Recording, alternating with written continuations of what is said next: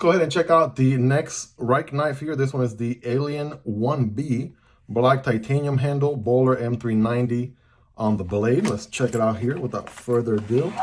All right, got the typical zipper pouch right there with the Rike knife logo. And if you guys are ready, I'm ready. Here we go. Now this one is interesting, right? You guys are really gonna find this one amusing here. We got wiping cloth and a very nice cushiony pouch right there, the usual stuff. We have our replacement blade. What could that possibly mean? This one is serrated, which is interesting. And then we have the knife itself right here. Let's just take a look at this wild looking thing here, shall we? Bam. Take a look at this. We'll come back to this blade here in just a moment. But let's just take a moment to take this all in right now. Look at this, you guys. Holy smokes. This looks like straight out of Alien versus Predator. Sort of, you know, like some morphing looking blade right here, like the backbone of some alien monster. And again, the name Alien definitely is fitting here for sure. We got all kinds of holes going on here. Something definitely out of the ordinary. This is your out-of-the-box design right here, which, again, Rike is pretty good for. I mean, we just looked at the Cicada here, right, which is based on an insect, very symmetrical, very interesting looking little knife. And yeah, check out the unboxing on this one if you haven't already. But here we have the Alien 1 black titanium. I do know there's like a bead blasted version of this one as well available. Now, I have no clue how to even go about opening this thing. My guess would be maybe this is a flipper up here or something. It is a little bit sharp, a little bit pokey if you ask me, but whoa, once you you know, take a look at that. Wow. Holy smokes. When I first saw this knife got announced or shown in some other channels, I was like, man, that is sick. That is super wild. That is insane. Now that I'm actually holding it in my hand, I'm like, well, it's even crazier, even, you know, wilder. Wilder, is that even a word? It's more wilder than I thought. So it is a liner lock, and apparently, so let me see, can I reverse flick? Probably not, even though it has a nice, like, hole going on right there. So thumb deployment, I guess you could slow roll it if you wanted to, but most of the openings can be right here with this sort of like a mohawk looking thing. It's just, there's just no words to describe. This thing looks different than everything else. In a way, it's sort of like a flipper tab, but it's so narrow. Kind of has to go through this little cutout here in between the two handle scales. This thing looks like it's an integral, but it's not. You can see it's sort of like a clamshell construction. You can see the seam where the two sides meet together right there. And yeah, the flipper goes to this crack right here, and then bam, snaps in place with the liner right over here, right? So then you have plenty of access. It's nice and wide open back down here. Push the liner out of the way and then move the blade back in. A lot of people were saying this was a, you know, sort of like a utility tool, right? The fact that you can basically undo. Oh, there we go. Am I undoing it by hand? I think so. I may be undoing it by hand. Let me see, lefty loosey. Right, it does have, you know, you could use a flathead screwdriver. It does have like this little gears on the sides that gives you enough grip to do it with your bare fingers, I guess. And after I loosen it, then what's next? How does it go forward? Oh, I got to take it out all the way. Okay, there's a spring right there. It has a spring, it has the screw itself. And now what do we do? Oh, okay, so we push this side out. And where did my blade go? My blade disappeared. And when it retrieved into the knife there. Okay, hold on.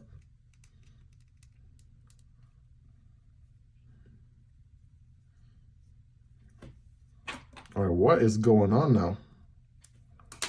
A few moments later. Okay, I think, did I do it the wrong way? Okay, now it won't close. I mean, I would think you would switch it or change it with the blade closed. I mean, with the blade open. All right, I think I'm gonna go ahead and take out the pivots, which by the way, you can do by hand. That's pretty neat. Or at least I did the one side. Can I do the other one? I don't know. I would think it would work the exact same way. I was just able to get this one out. I'm gonna try perhaps putting just tying this piece back in there. Give that a try. One eternity later. So yeah, after about 10 to 15 minutes of fidgeting back and forth, I finally figured out how to do it the proper way. So here, let me show you how that works. And so the idea here is that you are able to take away the blade or take it off and replace it. They actually send you two versions of the blade. They send you this straight edge, which is really, really sharp, by the way. And then you have the serrated one, right? The serrated is really good for kind of sawing through material and cutting that way. So I'll try to do a little bit of a switcheroo here if I can. Now you'll notice this one has a flathead groove, but it also has some patterns going on the outside, which allows you to kind of loosen it up. You don't need to loosen it up all the way. It does have a spring there that's gonna keep it. I think it should be able to. You push like this, right, from this side, and then you're able to slide it out like that. Now to slide the other one back in, I'm just gonna simply kind of put it in its track here and then push, right, and then just it has to kind of fall in its place. Once it falls in its place, you know it's secure, not going anywhere. And then I can proceed to tighten up, you know, this screw here. Tighten it back down, you know, as much as I can with my finger. I don't have to make it extra tight or anything. I think it gets the job done. Just tighten it with your finger. That way you don't need a tool whenever it comes time to, you know, disassembling or taking out a blade. But yeah, that is rock solid in place right now. And I got the serrated one in. So if I'm cutting through like straps or thicker rope or what have you, you know, it definitely comes really, really handy here with the sort of wave pattern serrations, which is pretty interesting to say the least. All right, now that we got that out of the way, guys, let's do some size comparisons here, shall we? All right, here's your PM2 and Pair 3. All right, definitely a little bit shorter than even the Pair 3. Here's the Demko AD 20.5 and the smaller brother Shark Cub. So this guy is going to be a little bit shorter, but more comparable to the Shark Cub. Then we got the Civivi, very popular Civivi Vision FG and the Sentinel Strike. All right, these are going to be much larger knives. As you can see, the Rike is definitely in the small knife category. No doubt about that. These are some popular budget ones as well. The CJRB Pyrite and the Vosteed Raccoon, right, which are going to be bigger, right, than the Rike Alien right there. Let's do some of the other knives in the Rike family. Check out the Cicada, right? I'm also checking out the Cicada here as we speak. Very, very interesting knife to say the least. And here is the sister brand Ketuo, and this is their Telson model right here, right, with zirconium. This one, of course, is a much larger knife, without a doubt. Here's the Rike Cybertrix and the Lamella, right? So, yeah, these are going to be, you know, larger knives. As you can see, Rike is definitely a company that's not afraid to sort of venture outside of the box, right? They have some very wicked design, very unique, interesting designs. I mean, the Alien, as it is, right, on its own, in its own right, definitely is a standout knife. You don't see many knives like these out there. Now, ergonomically speaking, in the hand, it actually feels pretty good, very comfortable, right? Not gonna lie here, the curvature sort of, you know, feels good. The different, like, sort of step ladder, stair looking thing, back spine, alien looking thing. I don't even have a name for it. And actually, believe it or not, you know, feels good in the hand, and you can squeeze on it, right? Hammer grip here feels good. I can, this is the hammer grip. And again, I have average hands, not the biggest or the smallest of hands. And then here is the forward choking option, which there's a nice section right here for you to forward choke, and bam, all of a sudden you can get some serious work done with this thing. So let's do our scientific cutting test, shall we? Well, of course, we're going to cut some paper and some cardboard. So yeah, just like you probably, you know, predicted, this thing is going to be a razor blade, because it is, right? Ba-doom-psh, pun intended. But yeah, really, really, really sharp, right? Look at this. Look at the way that I'm able to sort of draw the exact cuts that I want. It's like almost X-Acto knife style. And of course, you could use the tip there to puncture and cut, right? Just like that. So yeah, we know it's going to cut paper very, very well. No doubt about that. What about some cardboard? I got some everyday cardboard right here. We got a section that is single wall and a section that is dual wall. So I'm actually going to go left to right.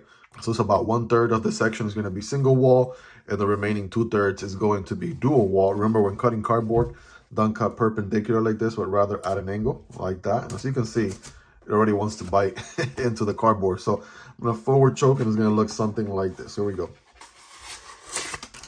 Yep, effortless. Now the only thing to keep in mind here is what's going to be in your cutting path. So they made this section here, which is perfect for your thumb, so your thumb is not resting on something as narrow as the blade itself. But also when you're cutting, right, you got to keep in mind that you have a good chunk of this portion right here that is in the cutting path. So you're going to want to angle your cuts the same way that I'm doing here. Make sure it doesn't get in your way like that. Like, you see how I have it, right? That is something to keep in mind there. And in most cases with razor blades, they only stick out so much from the frame. So it's not like Rike is doing something unuser-friendly here or that is hindering the performance. You know, most razor blades don't stick out a whole lot like an actual blade on a folding knife does, right? So that is kind of part of the, necessary evil here for a razor blade to work the way it does. But I think it speaks for itself. I could do this one at an angle. I could do it straight this way. I mean, it's going to slice regardless because of how narrow, how thin this blade is, period. So the performance there is about as good as you would expect from any razor blade, without a doubt. The main thing here, of course, is, this is a premium razor blade. But yeah, it cuts like crazy. You guys rate it in the comments on a scale from 1 through 10. How sharp is this knife? Let me know. If you made it to this point, you are the real MVP. If you got value out of this video, smashing that like button really helps for the YouTube algorithm. Also, if you like knife and EC content like this on a daily basis, make sure to subscribe. I promise you it'll be worth coming back for more. And if you want to support the channel a step further, there's a link for Patreon down below where you can support the channel for as little as $1 a month, or you can simply support the channel right here on YouTube by becoming a channel member. You'll get access to exclusive perks. That being said, guys, check out the unboxing on the Ketuo Telson. There's going to be a card right there on your left for that. Check out the also quirky, smaller sibling here, the Rike Cicada. Another novelty, very interesting work of art, piece of art right there in form of a knife with a sharp blade. So there's a card for that one on your right, guys. Thank you so much for your love and support. Hope you guys have a fantastic rest of your day. And I'll catch you on the next video, either this one or this one. Peace.